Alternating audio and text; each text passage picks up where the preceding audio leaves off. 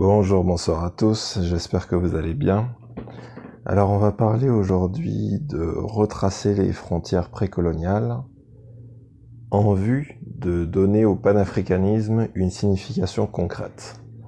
Parce que en dehors d'être une idée qui a germé en dehors du continent, il faut bien avouer que trop souvent on se confronte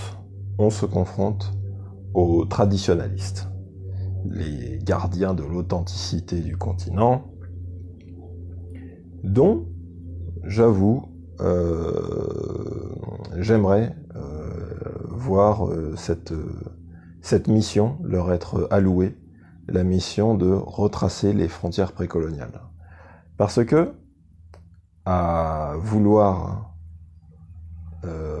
se revendiquer légitimiste, eh bien, allons jusqu'au bout des choses et faisons table rase de ce qu'a été la colonisation, l'esclavage, des frontières qui en ont été décidées en 1885 à la conférence de Berlin.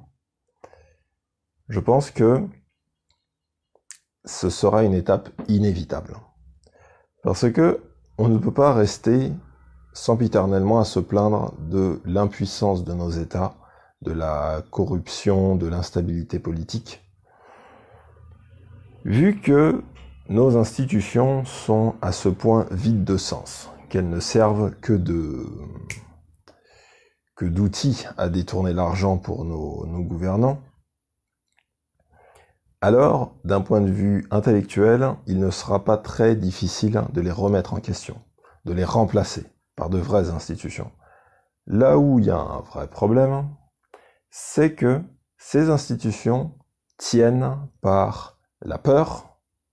Ok, si vous faites de la politique, si vous vous renseignez sur la politique au pays, vous saurez que voilà, les peines de prison, les tortures, voire les assassinats sont monnaie courante. Ensuite, quand vous n'avez pas la peur, vous avez la corruption. Cette corruptibilité est savamment entretenue par voilà la Dolce Vita. Et vous avez aussi la paresse qui est entretenue.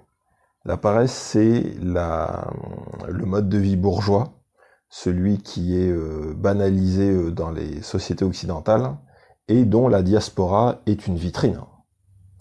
Je veux dire, vous ne trouverez pas meilleure illustration du mode de vie bourgeois et de la paresse qui en découle, qui en est générée sur nous, la diaspora. C'est assez flagrant. Si vous voulez reconnaître un bourgeois, c'est très simple. Vous n'avez qu'à regarder la quantité de ressources qu'il gaspille. Vous voyez ? Que ce soit des ressources en temps, en argent, en nourriture, en tout. Tout type de ressources, il les gaspille. Là, vous avez reconnu un bourgeois. C'est pas plus compliqué que ça. Hein.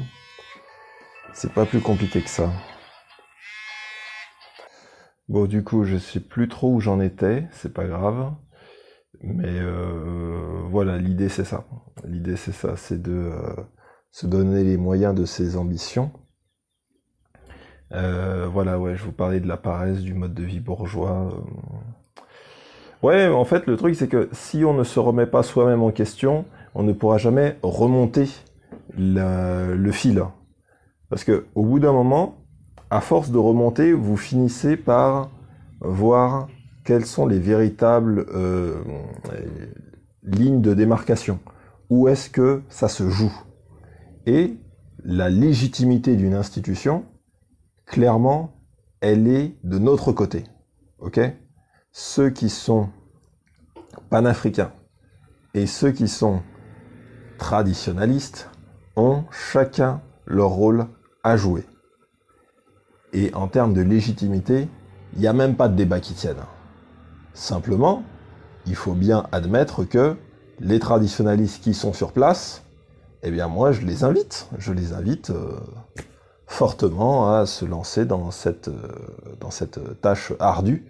Certes, mais bon, c'est eux qui se veulent les gardiens de l'authenticité, voilà, cette tâche de retracer les frontières précoloniales. ça vaut le coup. Ça vaut le coup, et surtout, ça permet aussi de voir si on a affaire à des gens qui sont sincères dans leur démarche, ou qui ne prennent dans la tradition que ce qui les arrange. Parce que dès qu'il s'agit de se projeter dans du concret, si ça commence à être dans le oui, mais non, en fait, pas tant que ça va commencer à faire un peu beaucoup au niveau des contradictions, hein, parce que j'en ai croisé quelques-uns des traditionalistes. Ils sont pas à une contradiction près, hein. Donc voilà, le but c'est pas non plus d'être parfait, mais il faut quand même être cohérent par rapport à ce dont on se réclame, ce dont on se revendique. Ok ? Bien, allez, je crois que c'est pas mal, et puis je vous dis à bientôt. Ciao.